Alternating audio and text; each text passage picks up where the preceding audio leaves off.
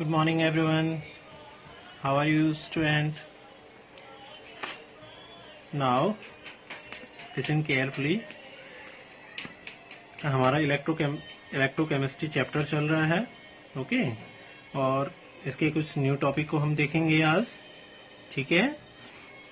बेटा electrolysis, the new topic is electrolysis, वैद्युत अपघटन, ठीक है? ये पहले भी मैं आपको बता चुका हूँ, पहले वीडियो के माध्यम से पार्ट सेकंड में डाला है इलेक्ट्रोलाइसिस, या पार्ट फर्स्ट में भी है थोड़ा इलेक्ट्रोलाइसिस, हाँ बेसिक टर्म्स में आपको बताया था, ठीक है? अगेन थोड़ा रिपीट कर रहा हूँ. Today's is the most important topic is Faraday's law of electrolysis, ठीक है? इलेक्ट्रोलाइसिस लॉ ऑफ फेराडेज के वैद्युत अपघटन संबंधी नियम, वो हम डिटेल में देखेंगे, उनके derivation, okay? Now let's start वैद्युत अपघटन, ओके? तो बेटा कोई भी ऐसी क्रिया, कोई भी ऐसी प्रक्रिया, ठीक है? मान लो कोई भी एक ऐसी प्रक्रिया जिसमें पदार्थ या यौगिक, मान लो कोई वैद्युत अपघट्य है, ठीक है? कोई वैद्युत अपघट्य पदार्थ है, कोई वैद्युत अपघट्य पदार्थ है, मान लो, ठीक है? कोई भी वैद्युत अपघट्य पदार्थ है, ठीक है?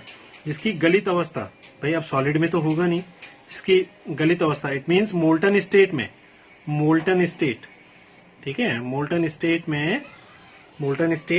में, ठीक है? किसी पदार्थ या यौगिक, या हम बोल सकते हैं इलेक्ट्रोलाइट्स होगा, इसकी गलित अवस्था या मोल्टन स्टेट में क्या करेंगे, वैद्युत धारा को हमने यहाँ से क्या किया, प्रवाहित किया. भाई वैद्युत धारा को डालने के लिए क्या करेंगे, इसमें इलेक्ट्रोड लगा देंगे, इसको किसी जरिए से, मतलब हमने क्या किया, वैद्युत धारा को यहाँ से धारा को प्रवाहित कर दिया, ठीक है?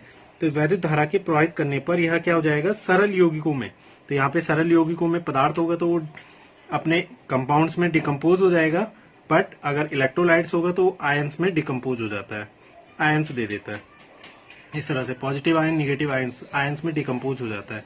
मतलब कोई एक कंपाउंड है और जो डिकम्पोज होकर के अपने सरल यौगिक इस प्रकार से दे देगा, ठीक है?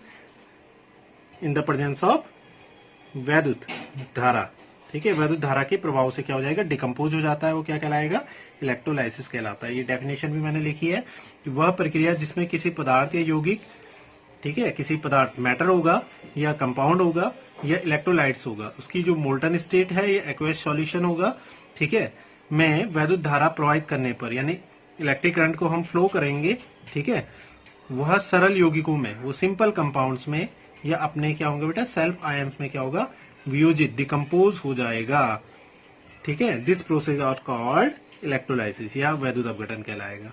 It's clear? जैसे मान लो NaCl वैद्युत धारा प्रवाहित की, अपने आयंस में डिकम्पोज हो जाएगा, Na plus ion, Cl minus ion. KCl है, K plus ion, Cl minus ion. AgCl या AgBr डिकम्पोज, यहां से इलेक्ट्रिक करंट फ्लो करेंगे, Ag plus ion and Br minus ion. It's process are called electrolysis. So clear? ये वैद्युत अपघटन कहलाता है. मतलब हमारी जितनी भी सेल्स होती हैं, कुल मिला के जितनी भी सेल होती हैं बेटा, चाहे प्राइमरी हो, सेकेंडरी हो, ठीक है, ये सभी किस पे वर्क करती हैं, इलेक्ट्रोलाइसिस, वैद्युत अपघटन की क्रिया पर वर्क करती हैं, ठीक है? जिसमें बेटा different types of anode, cathode, यानी oxidation, reduction, redox reaction complete होती हैं, और फिर जाकर के बेटा केमिकल डिकम्पोजिशन द्वारा या तो हमारा क्या होगा, इलेक्ट्रोलाइसिस, वैद्युत अपघटन की क्रिया क्या होगी, संपन्न होती है, ठीक है? जिससे हम कह सकते हैं कि रासायनिक ऊर्जा का वैद्युत ऊर्जा में भी परिवर्तन होता है, ठीक है? Chemical energy convert into electrical energy, ठीक है? अब next topic is very important topic, most important topic is Faraday's या इलेक्ट्रोलाइसिस लॉ ऑफ फेराडे के वैद्युत अपघटन संबंधी नियम, ठीक है? फेराडे के वैद्युत अपघटन संबंधी नियम. अब इनको थोड़ा हम ध्यान से हम देखेंगे बेटा.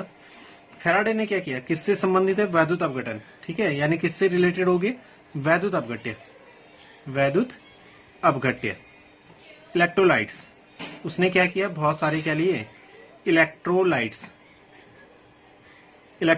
लिए, वैद्युत अपघट्य लिए, ठीक है? फेराडेज ने, थोड़ा स्टार्टिंग इसकी थ्योरी में बता देता हूं आपको. फेराडे ने क्या किया, एक साइंटिस्ट थे बेटा फेराडे, माइकल फेराडे जो नाम है, फेराडे ने 1834 ईस्वी में, ठीक है, 1834 ईस्वी में, 1834 ईस्वी में उसने क्या किया था कि बहुत से क्या लिए उसने, वैद्युत अपघट्य विलयन लिए, बहुत सारे वैद्युत अपघट्य विलयन लिए, और उनका क्या किया बेटा, क्वांटिटी बेस, मात्रात्मक ठीक है, मात्रात्मक क्या किया, क्वांटिटी बेस्ड जिसे हम कह सकते हैं, मात्रात्मक क्या किया, अध्ययन किया। ठीक है, उनका क्वांटिटी बेस्ड क्या किया, स्टडी की उन्होंने, मात्रात्मक अध्ययन किया। और वैद्युत अपघटन संबंधी क्या कर दिए, दो नियम, 2 लॉ, 2 नियमों का क्या किया, प्रतिपादन किया। भाई उन्होंने किया क्या होगा, बहुत सारे वैद्युत अपघट्य विलयन लिए, उनपे इलेक्ट्रोलाइसिस वैद्युत अपघटन की क्रिया कराई। ठीक है, उनका क्वांटिटी बेस एनालिसिस किया। ठीक है, उनका मात्रात्मक अध्ययन किया और वैद्युत अपघटन संबंधी 2 लॉ दे दिए कि कुछ इस प्रकार से कंडीशन उनमें हो सकती है। तो 2 नियमों का प्रतिपादन किया जिन्हें हम फैराडे के वैद्युत अपघटन संबंधी क्या कहते हैं, नियम कहते हैं।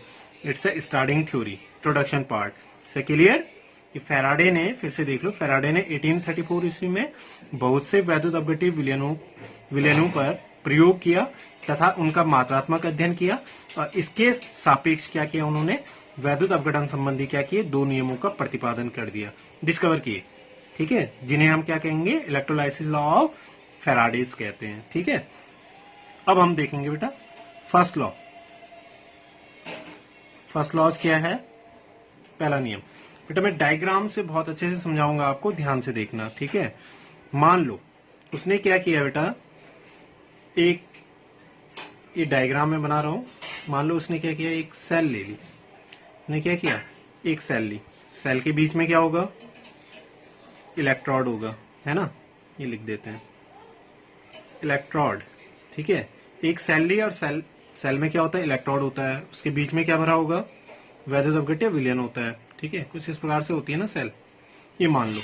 तो उसने क्या किया, पहले एक सेल ली, इसमें वैद्युत अपघट्य विलयन था और उसके उन्होंने क्या किया, किसी भी वैद्युत अपघटन की क्रिया में क्या किया, उन्होंने एक इलेक्ट्रोड लिया और उस इलेक्ट्रोड पर किसी माध्यम से क्या किया बेटा, यहां से धारा को प्रवाहित किया, आई धारा को प्रवाहित किया। ठीक है, तो उन्होंने क्या देखा, जैसे उन्होंने इस इलेक्ट्रोड पर क्या किया, धारा को प्रवाहित किया, तो उन्होंने क्या देखा बेटा, ये इलेक्ट्रोड क्या करेगा, ये जो इलेक्ट्रोड है ये कुछ पदार्थ को यहां त्याग देगा, कुछ मैटर कुछ रिलीज कर देगा, इसको कुछ पदार्थ को त्याग देगा। ये क्या है, यहाँ पे पदार्थ, मैटर है, कुछ पदार्थ को त्याग देगा। भाई पदार्थ त्याग है तो इसका अपने आप में क्या होगा, द्रव्यमान भी होगा ना, इसका द्रव्यमान भी होगा, मास मान लो m। ठीक है, द्रव्यमान भी होगा। तो उन्होंने ये देखा कि उन्होंने जैसे किसी वैद्युत अपघटन की क्रिया में किसी सेल के इलेक्ट्रोड पर धारा को क्या किया, प्रवाहित किया। ठीक है, धारा को प्रवाहित किया तो इलेक्ट्रोड क्या करेगा बेटा, कुछ पदार्थ क्या कर देता है, त्याग देता है। तो उन्होंने इसी पे पहला लॉ किया। अब जब धारा को प्रवाहित करेंगे तो उस पे क्या होगा बेटा, धारा तो डायरेक्टली धारा के रूप में क्या होगा, उस पे आवेश भी प्रवाहित होंगे ना, उस पे धारा के साथ साथ क्या होंगे, आवेश भी प्रवाहित होंगे। ठीक है, तो इन्हीं पे उसने क्या किया, पहला लॉ बोला। ठीक है, ध्यान से इसको समझना, ये डायग्राम मतलब मैं आपको थ्योरेटिकल समझाने के लिए बता रहा हूं। तो उन्होंने क्या लॉ बोला इस पे, यहीं से हम बोलना इसको स्टार्ट करेंगे। देखो किस तरह से हम थ्योरी इसकी लिखेंगे या किस तरह से हम इसको बोल सकते हैं। क्रिया कौन सी हो रही है, वैद्युत अपघटन, वैद्युत अपघटन हो रही है ना। तो वैद्युत अपघटन की क्रिया में, थ्योरेटिकल यहां से बोलेंगे, वैद्युत अपघटन की क्रिया में जब किसी इलेक्ट्रोड पर, वैद्युत अपघटन की क्रिया में जब किसी इलेक्ट्रोड पर धारा को क्या किया जाता है, प्रवाहित किया जाता है। ठीक है, यानी इलेक्ट्रोलाइसिस प्रोसेस में हम जब क्या करेंगे, किसी इलेक्ट्रोड्स पर इलेक्ट्रिक करंट को क्या करेंगे, फ्लो करते हैं। तो इलेक्ट्रोड द्वारा, ठीक है, जो रिलीज किया गया मैटर होगा, इलेक्ट्रोड द्वारा मुक्त किया गया, ये पदार्थ है तो इसने क्या किया, इसको रिलीज किया ना, निक्षेपित किया गया। ठीक है, मुक्त किया गया हम बोल सकते हैं, फ्री किया उसने, मुक्त किया गया, ये मुक्त किया गया क्या है, पदार्थ है। तो इलेक्ट्रोड द्वारा मुक्त किए गए पदार्थ का जो क्या होगा, द्रव्यमान होगा। पदार्थ से रिलेटेड नहीं है, पदार्थ का क्या है, द्रव्यमान है। पदार्थ का द्रव्यमान, अब धारा को छोड़ो बेटा, धारा किस रूप में है, यहाँ पे क्वांटिटी बेस है इसलिए आवेश के रूप में प्रवाहित होगी ना। तो द्रव्यमान निक्षेपित किए गए पदार्थ का जो द्रव्यमान होगा आवेश के क्या होगा, डायरेक्टली प्रोपोर्शनल होता है। ये पहला लॉ था, पहला लॉ ये उन्होंने कहा, इसे ही फैराडे का प्रथम नियम कहते हैं। आई होप आप समझ गए होंगे। फिर से एक बार रिपीट कर देता हूं, जब वैद्युत अपघटन की क्रिया में जब किसी इलेक्ट्रोड पर धारा को प्रवाहित किया जाता है तो इलेक्ट्रोड द्वारा मुक्त किए गए पदार्थ का द्रव्यमान मुक्त किए गए पदार्थ का द्रव्यमान उस पर प्रभावित यानी इलेक्ट्रोड पर प्रभावित संपूर्ण आवेश, टोटल आवेश, संपूर्ण आवेश के क्या होगा, समानुपाती होता है, डायरेक्टली प्रोपोर्शनल होता है या अनुक्रमानुपाती होता है। इसे फर्स्ट लॉ कहते हैं। अब इसका गणितीय निरूपण कैसे करेंगे? गणितीय निरूपण, ठीक है, गणितीय निरूपण अब हम ध्यान से देखो। माना, ठीक है, निक्षेपित किया गया पदार्थ का द्रव्यमान क्या है, माना प्रवाहित आवेश, ठीक है, आवेश क्या होंगे, Q है, ठीक है। निक्षेपित पदार्थ यानी मुक्त किया गया जो पदार्थ है, निक्षेपित पदार्थ का द्रव्यमान क्या है, स्मॉल m है, ठीक है। तो उन्होंने क्या कहा कि जो पदार्थ का द्रव्यमान होगा इज डायरेक्टली प्रोपोर्शनल टू, ठीक है, किसके, चार्ज, आवेश के। तो m इज सो दैट, इसलिए m इज डायरेक्टली प्रोपोर्शनल क्या हो जाएगा, Q होगा। क्लियर हो गया ना, क्वेश्चन फर्स्ट मान लो, ठीक है। अब हम जानते वी नाउ दैट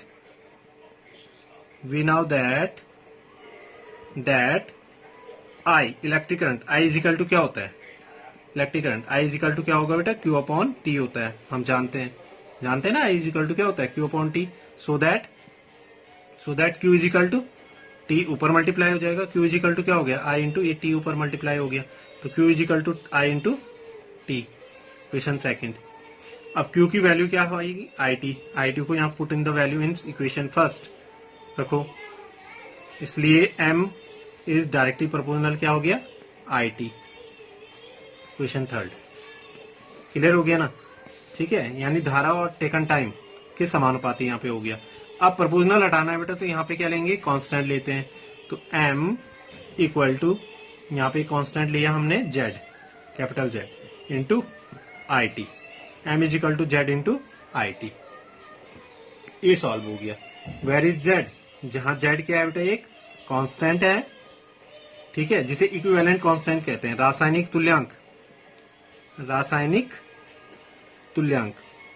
तुल्यांक हमें पता है इक्विवेलेंट होता है, रासायनिक तुल्यांक, केमिकल इक्विवेलेंट या तुल्यांकी भार,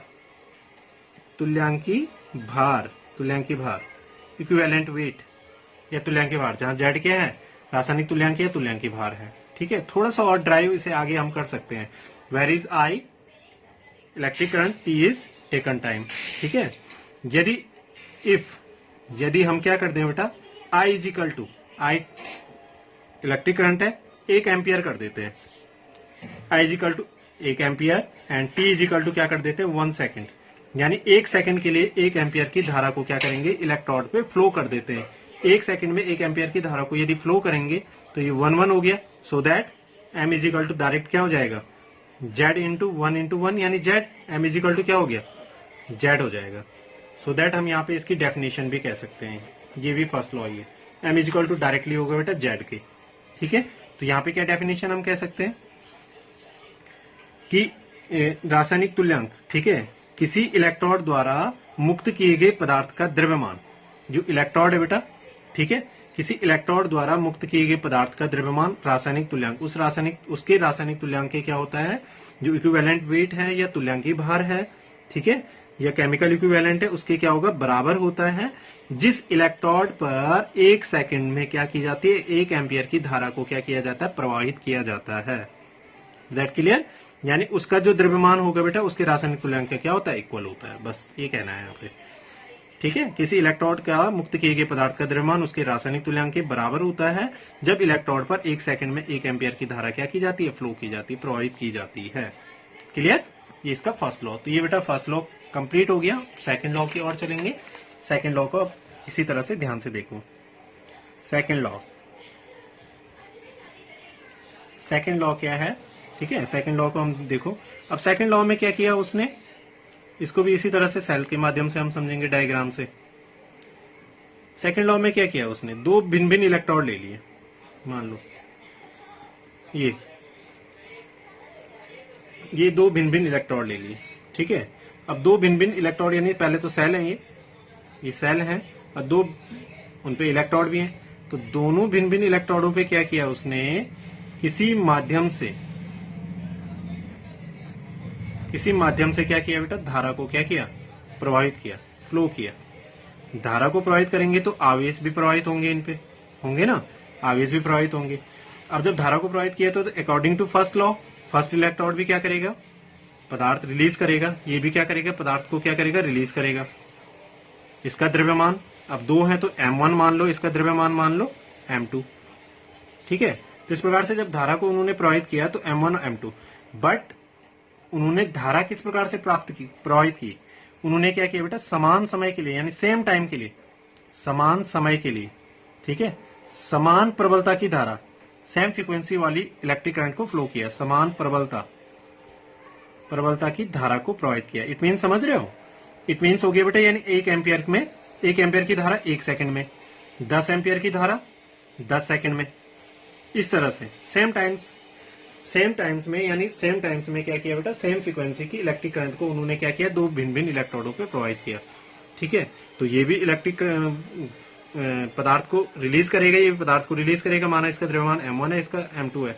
अब यहाँ पे क्या हुआ, m1 is directly proportional Q हो जाएगा, m2 is directly proportional Q हो रहा है ना।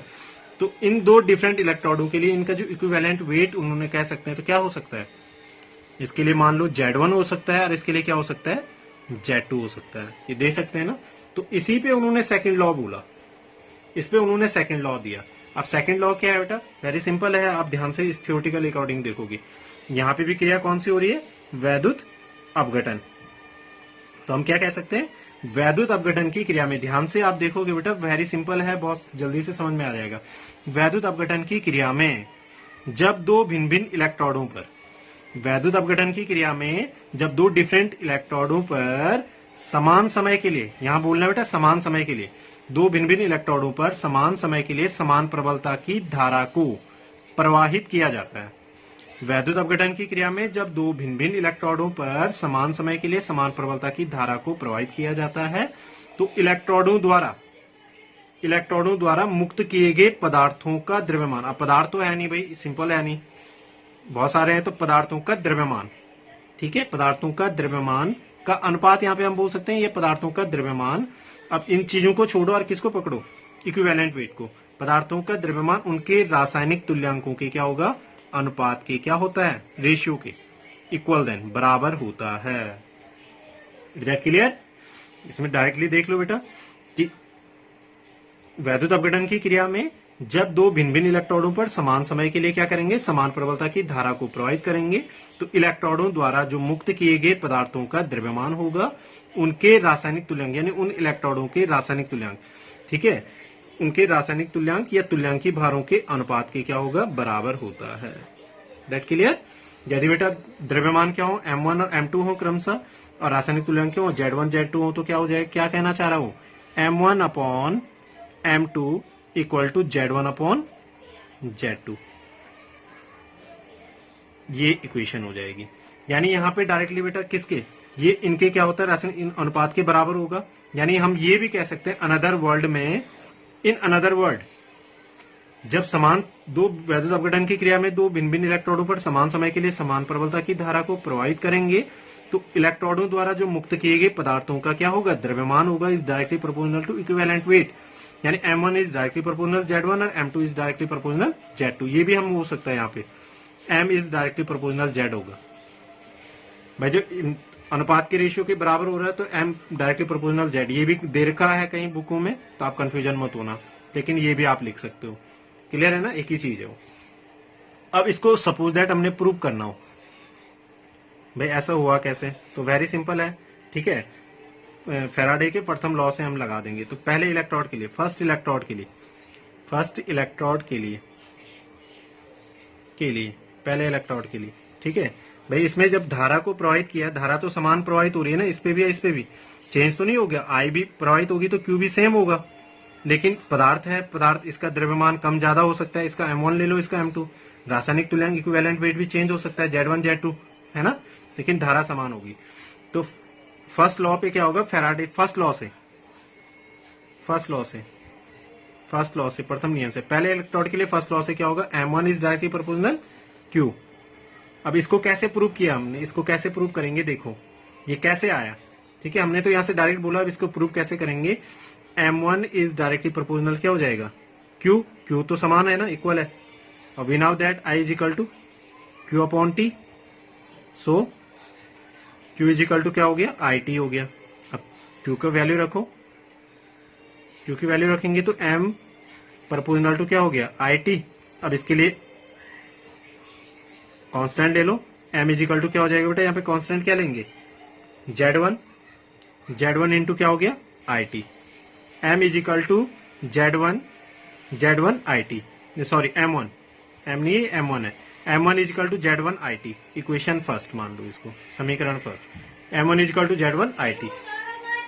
सेकेंड इलेक्ट्रोड के लिए, सेकेंड इलेक्ट्रोड के लिए, अब इलेक्ट्रोड के लिए, ठीक है, सेकेंड इलेक्ट्रोड के लिए क्या लेंगे, सेकेंड इलेक्ट्रोड के लिए क्या हो जाएगा बेटा, M2 is directly proportional Q होगा ना, M2 is directly proportional Q। और फिर वही I is equal to if I is equal to Q upon T, so that Q is equal to IT, so that Q is equal to क्या हो जाएगा, IT हो गया। तो M2 is directly proportional IT, ठीक है, इसके लिए प्रोपोर्शनल कांस्टेंट ले लो, तो M2 इज इक्वल टू क्या हो जाएगा, Z2 इंटू IT। ये इक्वेशन क्या हो गया, second. From equation first and second यानी फर्स्ट डिवाइड बाय सेकंड, ठीक है। पहली इक्वेशन को क्या करने पर, सेकंड से भाग देने पर, दे दो डिवाइड करो। पहली इक्वेशन क्या है, M1 is equal to Z1 IT divide by M2 is equal to Z2 IT। तो IT से IT कैंसिल हो गया, बचा क्या, M1 upon M2 is equal to Z1 upon Z2, so prove that. तो इसीलिए बेटा ये डायरेक्टली प्रोपोर्शनल भी होते हैं, ठीक है, यानी M1 is directly proportional Z1, so M2 is directly proportional Z2। Equivalent weight के क्या होंगे, डायरेक्टली प्रोपोर्शनल होते हैं, ये प्रूव हो गया। तो आप इससे सेकंड लॉ को कह सकते हैं। तो पूरा डेरिवेशन पोर्शन आपको समझा दिया है, आई होप आप समझ गए होंगे। If any queries and doubt, so please right in comment box and like, share and subscribe. Thank you student.